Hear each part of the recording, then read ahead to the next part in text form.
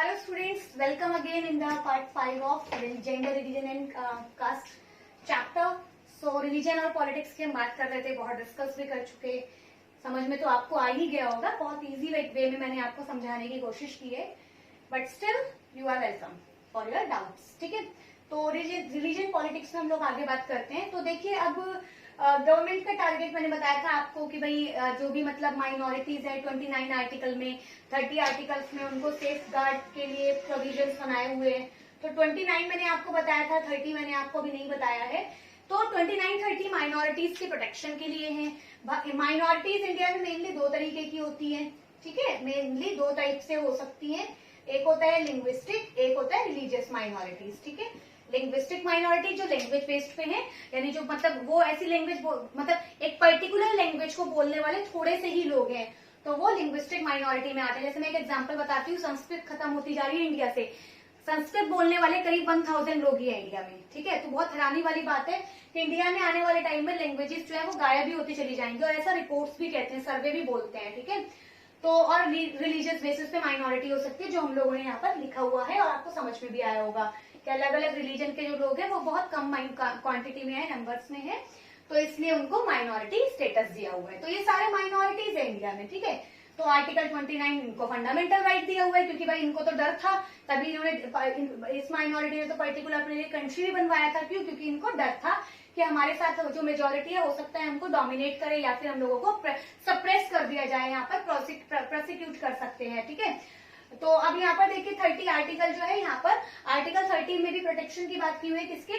जो minority educational institutions हैं भारत में, यानी माइनॉरिटीज ने अपने जो एजुकेशनल इंस्टीट्यूशंस खोले हुए हैं, तो इंडियन गवर्नमेंट की रिस्पॉन्सिबिलिटी है उन एजुकेशनल इंस्टीट्यूशंस को प्रोटेक्ट करना. मतलब वहां पर सरकार जो है वो अपना इंटरफेरेंस ज्यादा नहीं रखेगी, और उनको प्रोटेक्ट करने के लिए मतलब ना तो उनकी कोई लैंड ले सकता, और उनके वेलफेयर के लिए जो भी मेजर्स हैं वो इंडियन गवर्नमेंट रिस्पॉन्सिबल है उसके लिए. ठीक है, अब जैसे मैं इसमें आपको एग्जांपल बताती हूँ, सबसे बेस्ट एग्जांपल है मदरसा, है ना, जो मुस्लिम स्टूडेंट्स हम लोगों ने देखा होगा, छोटे छोटे बच्चे जो मदरसों में जाते हैं, है ना. एक तो मस्जिद होती है जहाँ पर मतलब नमाज वगैरह अदा की जाती है, और दूसरा होता है मदरसे, जहाँ पर ये लोग अपनी उर्दू लैंग्वेज और जो बेसिक इनकी मतलब जो एजुकेशन होती है उसको स्टडी करते हैं.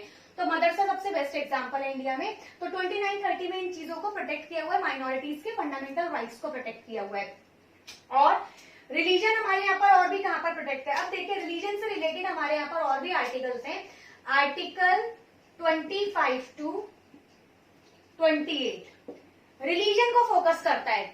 चलाइए आप अपना रिलीजन, करिए आप अपने रिलीजन के हिसाब से, जो सिस्टम है, जो वर्शिप है, जो आपका मतलब फेथ है, वो जो भी आपका बिलीफ सिस्टम है आप रिलीजन के हिसाब से करिए. कहाँ लिखा है? 25 to 28 में इसको मेंशन किया गया है.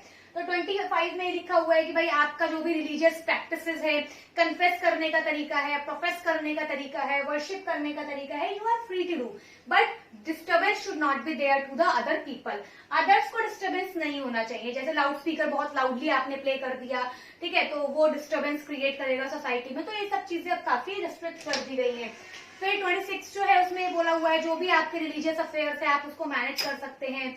27 में बोला हुआ है जो भी आप अपने रिलीजन को मतलब वो करने के लिए, रिलीजन को प्रमोट करने के लिए टैक्स नहीं लगा सकते, फीस ले सकते हो. जैसे हम लोग देखते ना कि भाई मंदिर में एंट्री करने की फीस है, कहीं पर भी किसी भी चीज की फीस ले सकते हो, क्योंकि उससे आपका खर्चा चलेगा, जो मतलब अफेयर्स है आप उसको मैनेज करेंगे. बट टैक्स नहीं ले सकते हो कि हमने टैक्स इसलिए लगाया क्योंकि हम अपने रिलीजन को प्रमोट करना है. दैट इज अनफेयर, वो गलत है.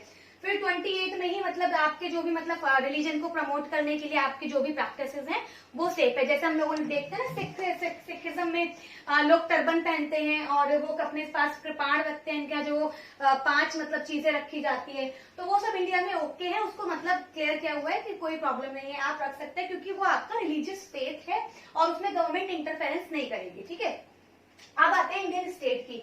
हमारा जो इंडिया है, यहाँ पर इंडिया कैसा है, मतलब इंडिया में जो रिलीजन के रिलेटेड कॉन्टेक्स्ट है वो क्या है. इंडिया एक सेक्युलर स्टेट है. सेक्युलर, ये बहुत भारी शब्द है, जैसे भारी बोलते ना, वेटेड, बहुत वेटेड अपने आप में है तो एक शब्द, लेकिन बहुत वेटेड है, इसका वजन बहुत जबरदस्त है. ठीक है, सेक्युलर स्टेट है. सेक्युलर स्टेट का सब मतलब क्या होता है? सेक्युलर मतलब होता है धर्मनिरपेक्ष.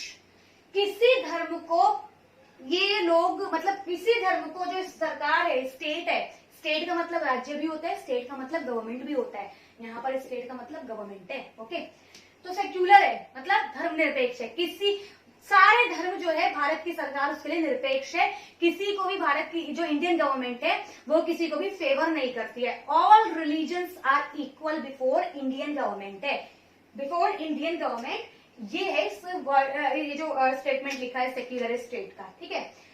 इंडियन गवर्नमेंट का यानी Indian state has no religion, Indian government का कोई रिलीजन नहीं है, चाहे प्रधानमंत्री हमारे किसी भी रिलीजन के हो, हमारे प्रेसिडेंट किसी भी रिलीजन से बिलोंग करते हो, डजंट मैटर जब इंडिया की बात की जा रही है, because you are sitting on the constitutional post, आप कॉन्स्टिट्यूशनल पोस्ट पे बैठे हो। कॉन्स्टिट्यूशन में तो खुद लिखा हुआ है सेक्युलरिज्म के बारे में, अभी बताती हूँ कहाँ लिखा हुआ है, किसने लिखा था। तो आप उस कुर्सी पर बैठकर आप उस पावर के मतलब आपके अंडर में वो पावर है and you are talking about the religion, that is very unfair, वो बहुत गलत है। तो ऐसा होता नहीं है और ना ही होना चाहिए। अब इंडियन सेक्युलरिज्म जो है वो पॉजिटिव है नेगेटिव है? तो इंडियन जो सेक्युलरिज्म है it is a positive in nature, ये पॉजिटिव है। अभी पॉजिटिव नेगेटिव क्या होता है देखिए, जो वेस्टर्न वर्ल्ड है यानी जो वेस्टर्न कंट्रीज है, चाहे वो यूएसए हो या यूरोपियन कंट्रीज हो, यहाँ पर जो सेक्युलरिज्म का कॉन्सेप्ट है वो नेगेटिव है, वो नेगेटिव है। अब नेगेटिव पॉजिटिव क्या हुआ सेक्युलरिज्म में, देखिए पहले वेस्टर्न वर्ल्ड की बात करते हैं। वेस्टर्न वर्ल्ड का ये मानना है, जो डेवलप्ड वर्ल्ड है, कंट्रीज हैं, ये कहते हैं कि रिलीजन जो है वो कुछ भी करें मतलब उनको हमने बताया हुआ है कि भाई जो भी आपको करना है एक रेस्ट्रिक्टेड वे में आप करिए। जो स्टेट है वहां की जो गवर्नमेंट्स हैं उनका कोई इंटरफेरेंस नहीं रहेगा। क्यों नहीं रहेगा? क्योंकि इसकी भी हिस्ट्री है। कौन सी हिस्ट्री है पढ़ते हैं फिर से, जब बात आई गई है तो देखिए, एक फिलोसोफर थे बहुत फेमस, उनका नाम था मॉन्टेस्क्यू। नाम याद रखना बहुत इंपॉर्टेंट है, कहीं ऐसे वैसे लिखने जाओगे तो लिख देना, अपने आप को ही समझ में आ जाएगा। चेक करने वाले को बच्चा और इंटेलिजेंट है, ठीक है। तो मॉन्टेस्क्यू का लिख लेना, स्पेलिंग देख लेना, थोड़ा यहाँ लग रहा है गड़बड़, कोई बात नहीं, मॉन्टेस्क्यू नाम बता दिया मैंने आप लोगों को, ठीक है।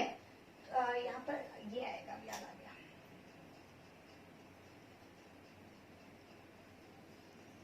Now it is okay, Montesquieu. तो मॉन्टेस्क्यू फिलोसोफर थे, बहुत फेमस थे, जो मतलब बहुत अच्छी फिलोसफी बताते थे। तो इनकी एक फिलोसफी बहुत फेमस है, जिसका जो मेन मतलब जो बात कही थी, जो फिलोसफी थी वो ये थी, separation of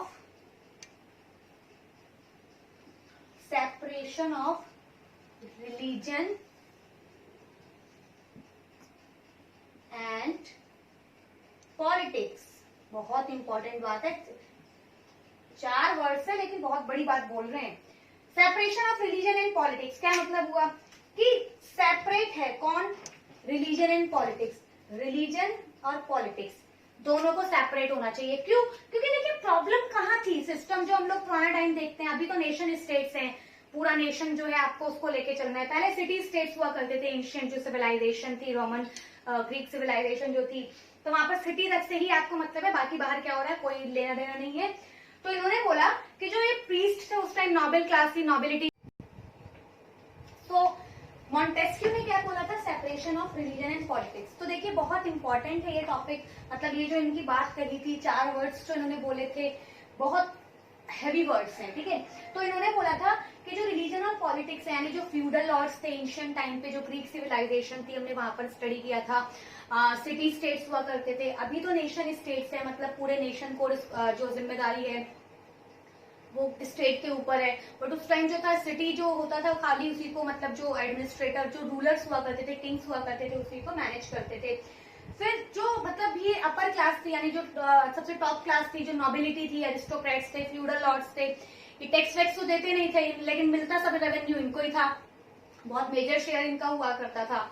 तो इन लोगों का कहना ये था कि मतलब ये लोग जो थे पॉलिटिक्स में बहुत इंपॉर्टेंट रोल प्ले करते थे।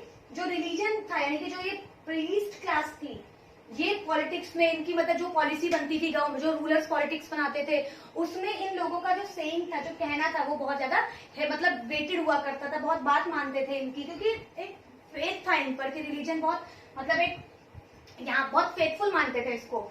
और पॉलिटिक्स जो थी, अब पॉलिटिक्स जो है, पॉलिटिक्स ही बहुत ज्यादा डिपेंडेंट थी किस पर, रिलीजन पे, ठीक है। तो रिलीजन और पॉलिटिक्स दोनों इंटरडिपेंडेंट थे।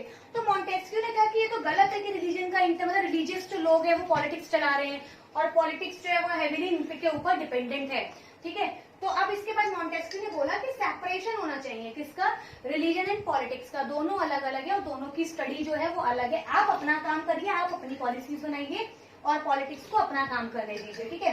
तो इस बात को उन्होंने फेवर किया और इसी सिस्टम पे separation of religion and politics पर ही वेस्टर्न वर्ल्ड का जो सेक्युलरिज्म है बेस्ड है। मतलब रिलीजन को अपना काम करने दीजिए और जो पॉलिटिक्स है, गवर्नमेंट है, उसको अपना काम करने दीजिए।